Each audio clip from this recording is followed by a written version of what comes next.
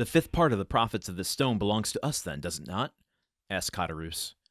It does, replied the abbé, with the addition of the equal division of that part intended for the elder Dante, which I believe myself at liberty to divide equally with the 4 survivors. And why among us 4? Inquired Caderousse.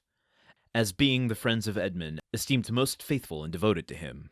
I don't call those friends who betray and ruin you, murmured the wife in her turn in a low, muttering voice. Of course not, rejoined Caderousse quickly. No more do I, and that was what I was observing to this gentleman just now.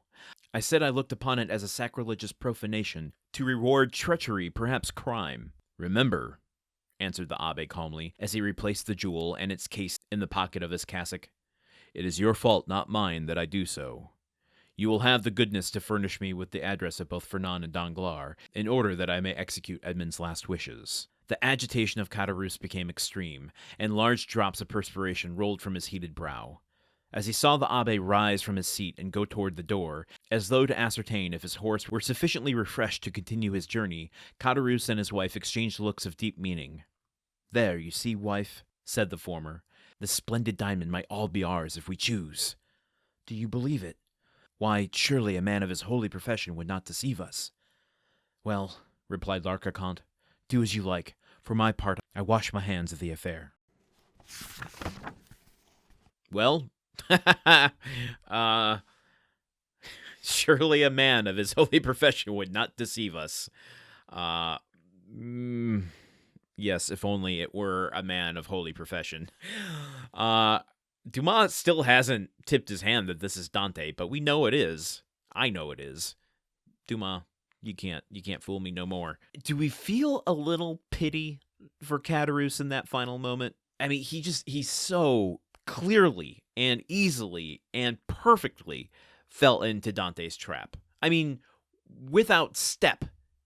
He just, right into it. Not only does Caderousse think he's going to get the 10,000 francs or the 12,000 francs from this diamond, but he is now thinking, oh, yeah, clearly if I tell the story of Fernand and Danglars, the abbé is going to use his discretion through his holy profession to deny them their claim over this thing, even despite a dying man's wishes, because he's going to recognize that they weren't his friends. And Dante, too, just recognizes this. It's funny that he hadn't said anything about it before this, but, in addition to setting the trap, coming here with a plan and how to do this, he's also reading Caderousse in the moment. Because before this, throughout this whole chapter, Dante hadn't mentioned anything about caveats to the inheritance of this diamond or the money from it.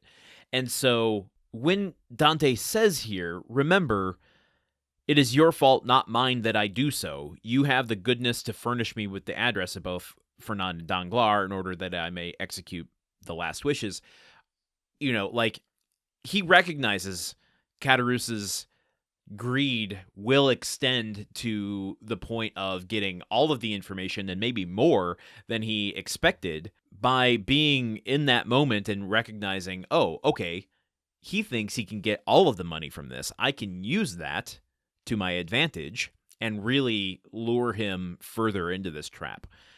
He's basically setting the trap for himself. That's what greed will do to you. The wife, too, here has just does she recognize the influence she's having over Caderousse, saying, no, don't do it, don't do it, don't do it? And Caderousse is like, well, that could all be ours. And she's like, really, you think so? And he's like, yeah, I do. I think if we just tell him what he wants to know. And she's like, well, you do it. I'm not having any part of it. But clearly she's falling into that trap as well. Again, I absolve her a bit more than Caderousse, just because of the situation she's found herself in.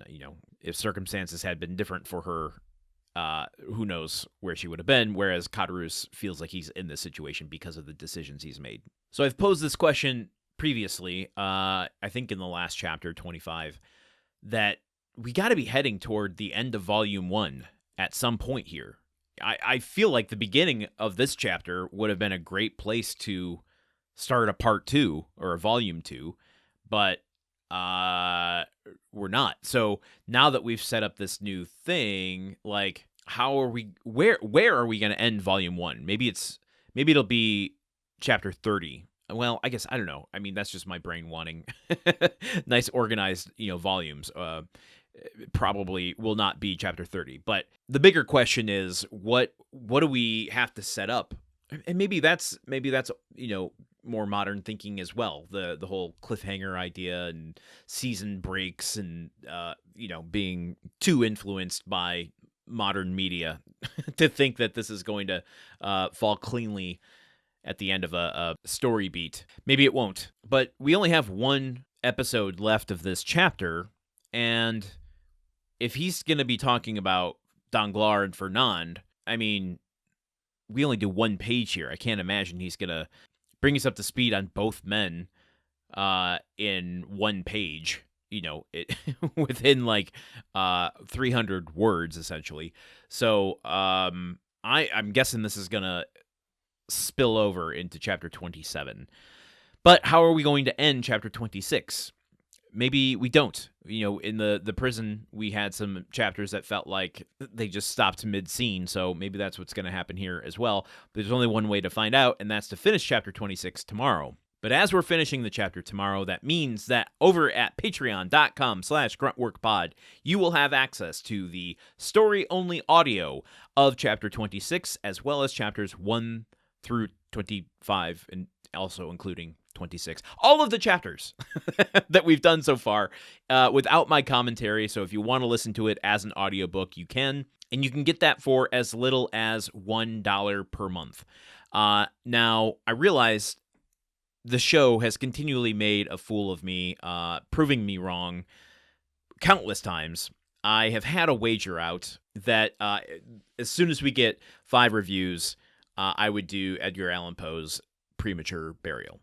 Okay, that didn't happen in time for the spooky season, and I have to sit here with my whole ass hanging out. But you know what? I'm going to continue the wager, not as a time-sensitive thing, but more as a milestone thing. The second that we get 5 ratings and reviews on Apple Podcasts, Spotify, YouTube, etc., I will put out the next story, which, until I hear otherwise from y'all, is going to be Premature Burial. If you want to hear something different than that, you can always sign off on the Discord, let me know.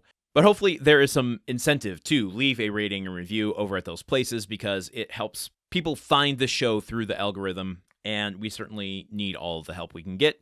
You can also recommend the show one-to-one to someone you know. Send them an episode, send them the feed, send them anything you want to let them know that the show exists, that they might enjoy it, because it goes a much longer way to actually getting them to press play. And as I've said multiple times, you can join us on the Discord. It is free to anyone. You do not have to pay for anything. All you have to do is just sign up for Discord. It is completely free. And you can jump into the discussions of the story, of the podcast, of other books you're reading, anything you want. I would love to know what your experience is, and I absolutely will respond. So, until tomorrow when we conclude chapter 26, you know where to find me. Until then, okay, goodbye. The Countdown of Monte Cristo is part of the Gruntwork Podcast Network. This show is produced, edited, and hosted by Landon Solano. The original text of The Count of Monte Cristo by Alexandre Dumas. Theme song by Magic Solo. If you want to support the show and others like it, visit patreon.com/gruntworkpod. Thank you for listening. See you tomorrow.